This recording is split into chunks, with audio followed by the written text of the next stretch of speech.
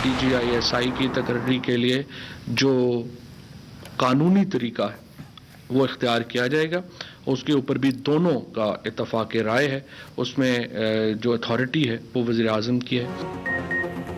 DGISI की तैनाती में वज़ीर-ए-आज़म अथॉरिटी हैं। नए DGISI की तैनाती के लिए कानूनी तरीका अपनाया जाएगा। वज़ीर-ए-आज़म और आर्मी चीफ की गुज़श्ता रात तवील मुलाकात हुई। विफाकी काबीना इजलास के बाद वज़ीर इत्तलात फवाद चौधरी की न्यूज़ कॉन्फ्रेंस। कहा, वज़ीर-ए-आज़म और आर्मी चीफ के एक दूसरे से करीबी और खुशगवार आइडियल ताल्लुकात हैं। वज़ीर-ए-आज़म ऑफिस और आर्मी चीफ कोई ऐसा कदम नहीं उठाएंगे जिससे फौज और मुल्क के वक़ार में कमी हो। वज़ीर-ए-आज़म ने DGISI के मामले पर काबीना को एतमाद में लिया।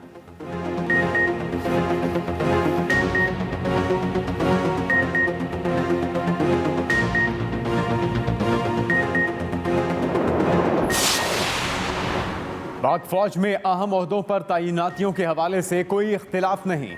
विफाकी काबीना के इजलास में वज़ीर-ए-आज़म की शुरका से गुफ्तगू। कहा, इस मामले में होने वाली कयास आराइयों पर तवज्जो न दें। विफाकी काबीना की कौमी रहमतुल लिल आलमीन सल्लल्लाहु अलैहि वसल्लम अथॉरिटी कायम करने की मंजूरी। MKM का इंतखाबी इस्लाहात में एतमाद न लेने पर शिकवा। अमीनुल हक बोले कि इत्तिहादी है, इंतखाबी इस्लाहात में एतमाद में लिया जाए। वज़ीर-ए-आज़म ने कहा, शिकवा जायज़ है, MKM को एतमाद में लेंगे।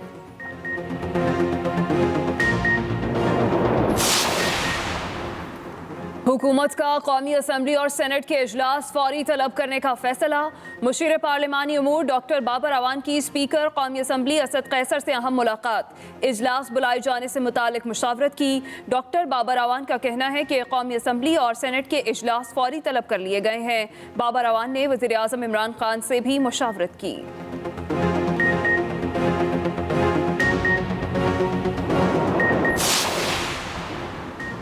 नैब की Avenfield reference case Maryam Nawaz की जमानत खारिज करने की दरखास्त। नैब ने इस्लामाबाद हाई कोर्ट में मरियम नवाज और कैप्टन रिटायर्ड सफदर की जमानत खारिज करने की दरखास्त दी। कहा, मरियम नवाज और कैप्टन रिटायर्ड सफदर ने जमानत का गलत इस्तेमाल किया। मरियम नवाज नैब के खिलाफ नफरत अंगेज तकारीर की मुर्तकब हुई।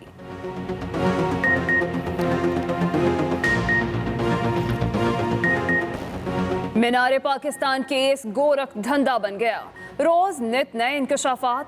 अब टिकटॉकर खातून को कत्ल की धमकियां मिलने का इंकशाफ। खातून ने थाना शाहदरा में एक और टिकटॉकर के खिलाफ दरख्वास्त दे दी। कहती हैं, असल मुल्जिमान गिरफ्तार करवाने पर जान से मारने की धमकियां मिल रही हैं। CCPO लाहौर ने मुकदमा दर्ज करके मुल्जिमान को कैफिर किरदार तक पहुंचाने की यकीन दहानी करा दी। दूसरी जानिब मुल्जिम रेबो के मजीद 3 साथी गिरफ्तार मुल्जिमान की तादाद 11 हो गई।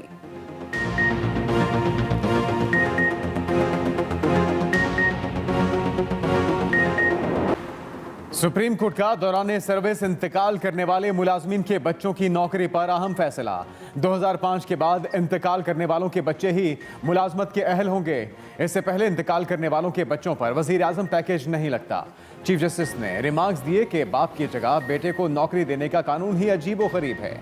सरकारी दफातर विरासत में मिलने वाली चीज तो नहीं। बाप के बाद बच्चों को नौकरियां देने से मेरिट खत्म हो जाता है। ऐसा नहीं हो सकता कि बाप के इंतकाल के बाद बेटा भर्ती हो जाए। डेंगू के फैलाव में खतरनाक हद तक इजाफा। इस्लामाबाद, खैबर पख्तूनख्वा और पंजाब में डेंगू से मुतासरा मरीजों की तादाद तेजी से बढ़ने लगी। इस्लामाबाद और रावलपिंडी में मरीजों की तादाद 1342 हो गई। गुज़िश्ता 24 घंटों के दौरान पंजाब से डेंगू के 262 मरीज सामने आए।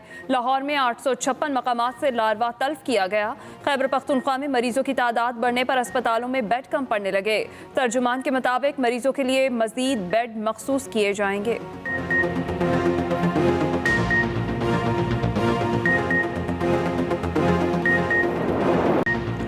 कोरोना की शरह 2% से नीचे आ गई। मुहलिक वबा से मजीद 18 अमवात, 689 नए केस रिपोर्ट। NCOC के मुताबिक 2280 मरीजों की हालत नाजुक है। गुज़श्ता रोज 9,41,911 अफराद को वैक्सीन लगाई गई। अब तक 9,25,97,000 से ज्यादा अफराद की वैक्सीनेशन की जा चुकी है।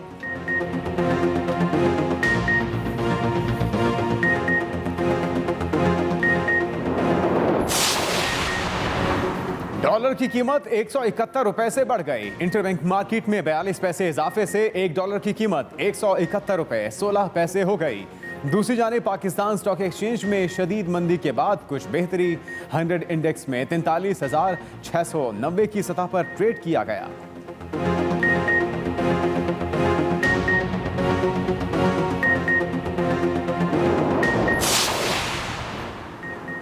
पाकिस्तान और तुर्की के दरमियान सड़क के रास्ते तिजारत। पाकिस्तान से अशिया ले जाने वाला NLC का पहले ईरान के रास्ते तुर्की पहुंच गया। मुशीर तिजारत अब्दुर्रज़ाक दाऊद कहते हैं कराची से रवाना होने वाले ट्रक 10 दिन में 5300 किलोमीटर सफ़र तय करके इस्तांबुल पहुंचा।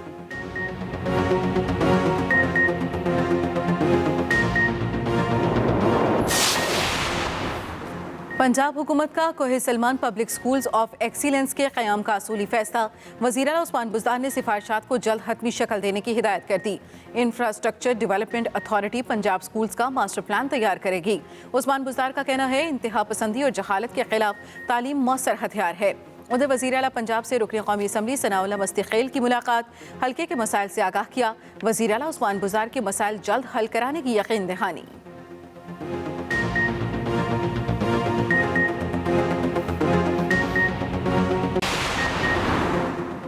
मुस्लिम लीग नून लाहौर के सदर रुकन कौमी असम्बली परवेज़ मलिक को मियानी साहब कब्रिस्तान में सुपुर्द खाक कर दिया गया। नमाज जनाजा में मुस्लिम लीग नून के सदर शहबाज शरीफ, पार्टी रहनुमाओं और शहरियों की शिरकत।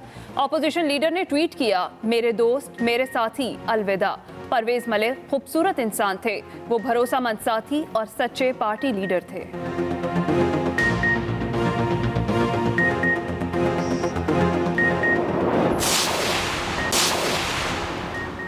FIA लाहौर ने स्ट्रक्चर तरीके से $63 मिलियन खरीदने वालों का सुराग लगा लिया।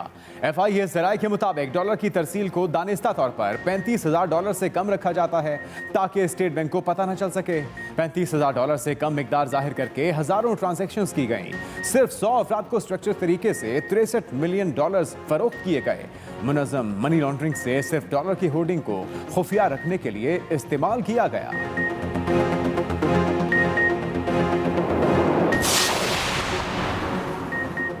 सर्दी दस्तक देने लगी। नारान बटाकुंडी में भी मौसम सरमा की पहली बर्फबारी। सयाहों की आमद का सिलसिला भी जारी। कराची में सुबह और रात के औकात में खुनकी का आगाज। आज कम से कम दर्जा हरारत 23 डिग्री सेंटीग्रेड रिकॉर्ड किया गया। कल से सूरज एक बार फिर शहर कायद में आग बरसाने के लिए तैयार। महकमा मौसमियात ने 2 रोज़ा गर्मी की लहर की पेशगोई कर दी। बुध और जुमेरात को शहर के दर्जा हरारत में इजाफे का इम्कान। 36 से 38 डिग्री के दरमियान रहने की तवक्को।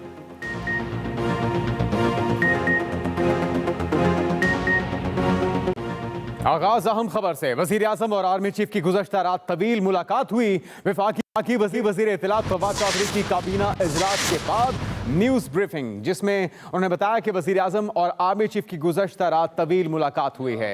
वफाकी वज़ीर इत्तलात का कहना था कि नए DG ISI की तैनाती के लिए कानूनी तरीक़ाकार अपनाया जाएगा। फवाद चौधरी का कहना था कि DG ISI की तैनाती के लिए अथॉरिटी वज़ीर आज़म है। वज़ीर आज़म के हवाले से उन्होंने कहा कि वही अथॉरिटी है, वही ये फैसला करेंगे। सियासी और अस्करी क़यादत में बहुत करीबी और खुशगवार ताल्लुकात हैं। फवाद चौधरी ने न्यूज़ कॉन्फ्रेंस में यह भी कहा कि वज़ीर आज़म ऑफिस, आर्मी चीफ ऐसा कदम नहीं उठाएंगे जिससे मुल्क की वक़ार में कमी हो। वज़ीर आज़म ने DG ISI के मामले पर काबीना को एतमाद में लिया कि कभी भी प्राइम मिनिस्टर ऑफिस कुछ ऐसा हरगिज़ कदम नहीं उठाएगा जिससे पाकिस्तान की फ़ौज या पाकिस्तान के जो सिपाहसालार हैं उनकी इज़्ज़त में कमी हो। और मैं यहाँ ये भी बता दूँ कि पाकिस्तान की फ़ौज, पाकिस्तान के सिपाहसालार कोई ऐसा कदम नहीं उठाएंगे जिससे पाकिस्तान के वज़ीर आज़म या पाकिस्तान के सिविल सेटअप की इज़्ज़त में कमी हो। दोनों का एक दूसरे से क्लोज़ कोऑपरेशन है, एक दूसरे के साथ एक इंतहाई करीबी राब्ता और ताल्लुक़ है। और नए DG ISI की तकर्री के लिए जो कानूनी तरीका है वो इख्तियार किया जाएगा। उसके ऊपर भी दोनों का इत्तफ़ाक़ राय है। उसमें जो अथॉरिटी है वो वज़ीर आज़म की है और उसका जो तकर्रुर है वो हमेशा एक हमारे दरमियान जो भी अपॉइंटमेंट्स हुई हैं उनका एक बहुत समझिए कि वसीउल बुनियाद मुशावरत के ऊपर मबनी होते हैं। पाक फौज में अहम ओहदों पर तैनातियों के हवाले से कोई इख्तलाफ नहीं। विफाकी काबीना के इजलास में वज़ीर आज़म इमरान खान की शुरका से बातचीत। पाक फौज में अहम ओहदों पर तैनातियों के हवाले से कोई इख्तलाफ नहीं। विफाकी काबीना के इजलास में वज़ीर आज़म इमरान खान की शुरका से बातचीत। इमरान खान ने कहा इस मामले में होने वाली क़यासराइयों पर तवज्जो न दें। ओहदे पर आईनी मुद्दत तक रहूंगा, दोस्तों के एतमाद का शुक्रिया। वज़ीर आला बलूचिस्तान जाम कमाल की मीडिया से गुफ्तगू, जिसमें उन्होंने कहा कि ओहदे पर आईनी मुद्दत तक रहूंगा। दोस्तों के एतमाद का वज़ीर आला बलूचिस्तान ने शुक्रिया भी अदा किया। जाम कमाल बोले कि तहरीक अदम एतमाद की नंबर गेम जल्द सामने आ जाएगी। और खासकर वो लोग उनके खिलाफ, कुछ लोगों के खदशात ये थे कि शायद जाम कमाल खान साहब पार्टी के प्रेसिडेंट हैं और बहुत सारे लोग जो है ना वो शायद इस कुछ फैसलों में उनके अगेंस्ट नहीं जा पाएंगे पार्टी डिसिप्लिन को मद्देनज़र रखते हुए, और ख़ासकर वो लोग उनके खिलाफ नहीं जाएंगे जो शायद अल्हम्दुलिल्लाह इस कोलिशन और हमारी पार्टी जो अल्हम्दुलिल्लाह इन पिछले 1 महीनों से हम सारे यकजा हैं और बार बार अपने उन दूसरे नाराज़ दोस्तों के पास भी जा रहे हैं और बहुत सारों के साथ हमारी बात भी हुई। और इन सियासी सूरत हाल में दोस्तों ने कुछ ऐसा भी माहौल देखा होगा कि जो दोस्त हमसे कुछ नाराज़ हैं, वक्ती तौर पे इंशाल्लाह हमसे नाराज़ हैं, लेकिन इंशाल्लाह हमारी पार्टी का हिस्सा हैं और इंशाल्लाह उन्होंने वापस बलूचिस्तान अवामी पार्टी में इंशाल्लाह हमारे साथ इसी तरह के वापस बैठना भी है।